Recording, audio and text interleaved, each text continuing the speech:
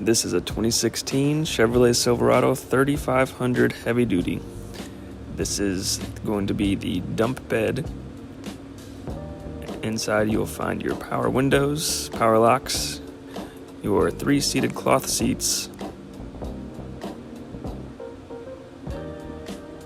Do have a little LCD screen right there. This one only has 69,000 miles on it. Great mileage for a 2016. You do have your climate controls, a few auxiliary inputs, your 4-wheel drive controls, and then your center console that can flip up as a third seat. 2 lockable doors on this 9-foot length dump bed. You have your hydraulic controls up there in the cab. This is sped up 4 times. It takes about 35 seconds to do a full raise or full lower. It goes above a 45-degree angle to make sure to get everything out. Here is that lift, and back down again.